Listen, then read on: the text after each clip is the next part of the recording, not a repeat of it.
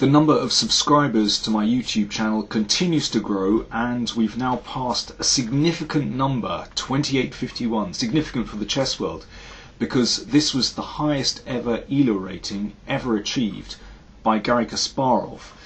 He was rating #1 in the world for many, many years, but he achieved this in 1999 and in 2000 on 2 lists. And the current #1 in the world, Magnus Carlsen, is very close to surpassing this number. He's currently rated 2848 and of course plays in the London Chess Classic very soon in December and has a chance to actually go past 2851. It's very difficult to compare players of different eras.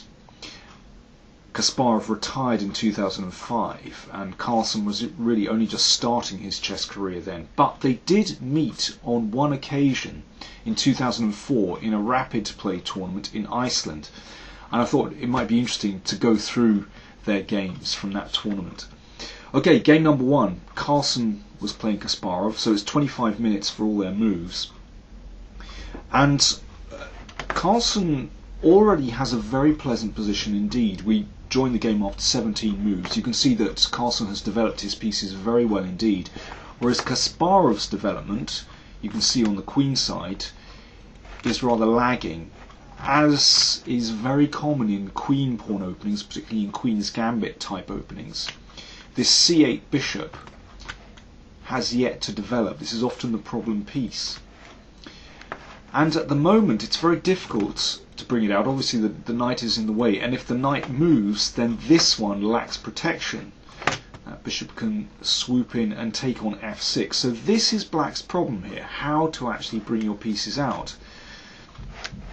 And of course white in the meantime has lots of very natural moves that he can keep going, developing his initiative.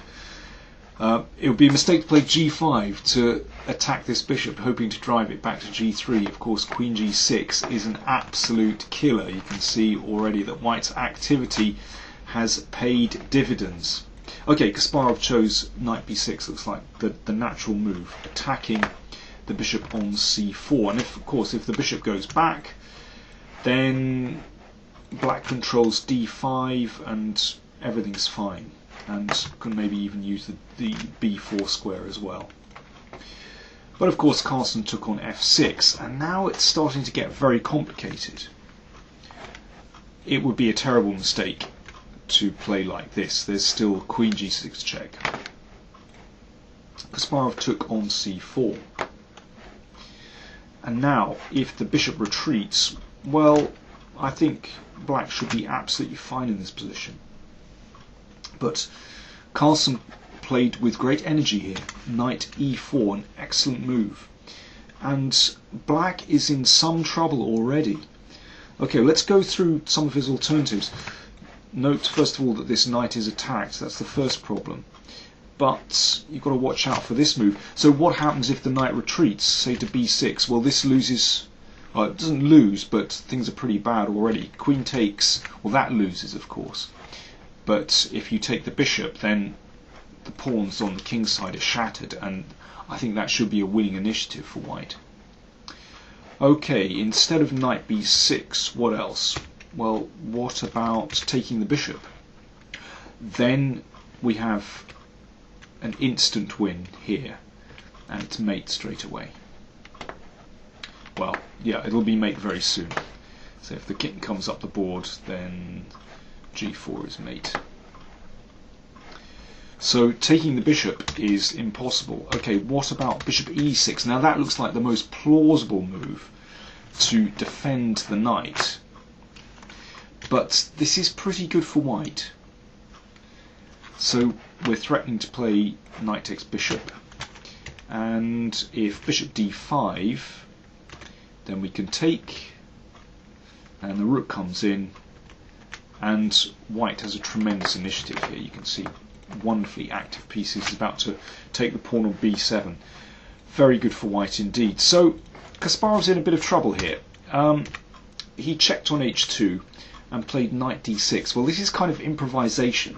He's hanging on by a thread here.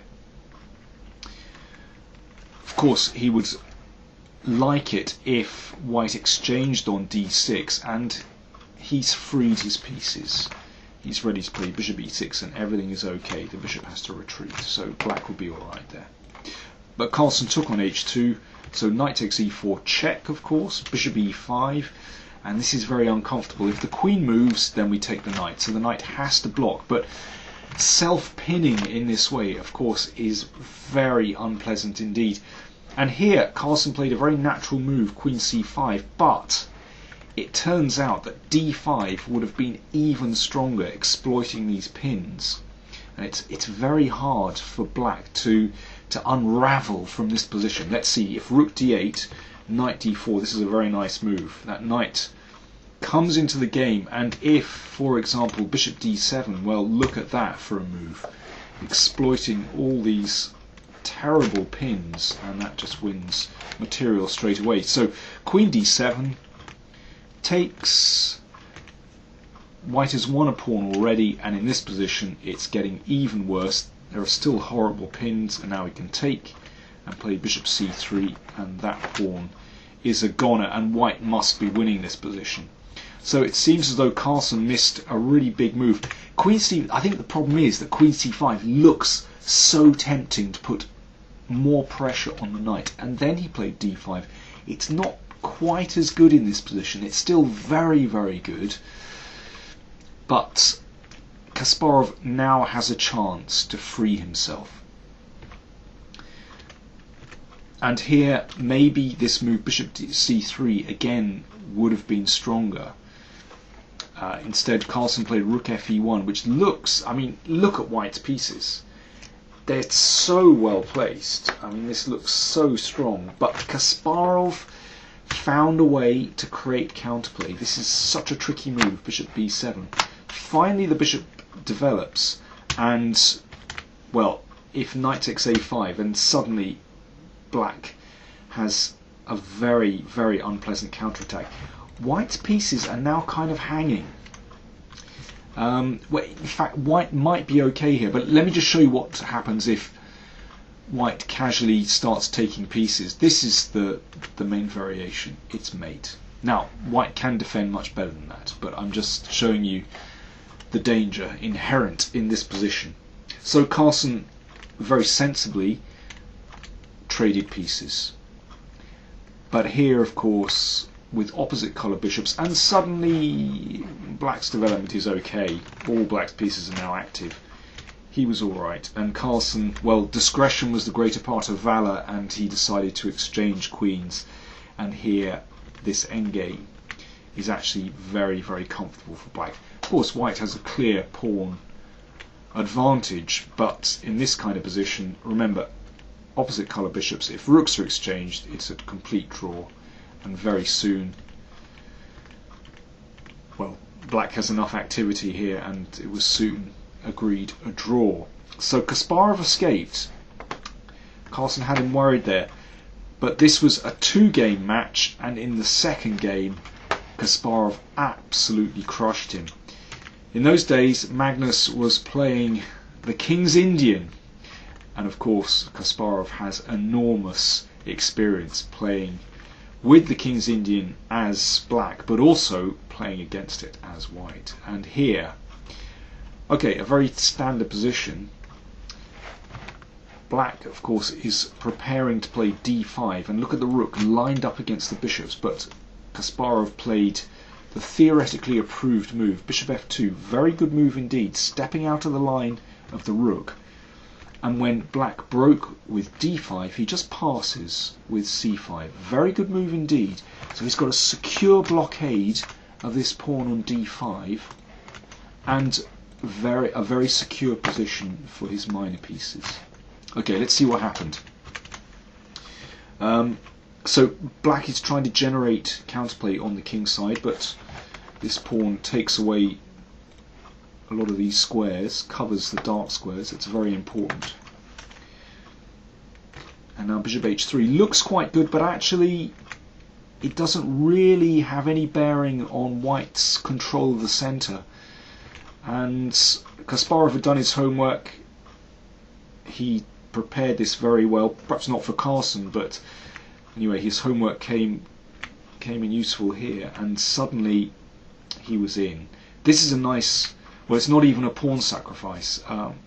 If queen takes, then knight takes d5, and you can see that with these dark squares, they're so weak, and white is just doing very, very well in this position. Carlsen tried d4, but now the knight came in, and this is a great move. Of course, if queen takes, there's a decisive check on f6, and after bishop takes d4, and we're getting in on f6. Let's just see how the game concluded. And now again we've got horrible pins, but this time Kasparov makes it count, and white is a piece up for nothing, and Kasparov won very, very easily indeed. So it's often forgotten in this encounter in Reykjavik 2004 that, okay, Kasparov drew with Carlsen in one game, but actually he flattened him in game number 2. Carlsen was only 13 at the time, so perhaps no big surprise. So there we go. Well, of course, Carlsen has come on leaps and bounds since then, and is now clearly #1 in the world. He's the best tournament player in the world. But one thing is, he's yet to devote his energies to match play. He's yet to really try to conquer the World Championship.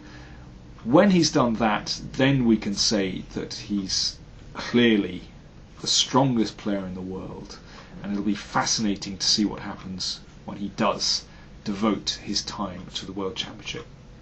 Thanks very much for watching. There'll be more on this channel soon, so stay tuned. Thanks very much.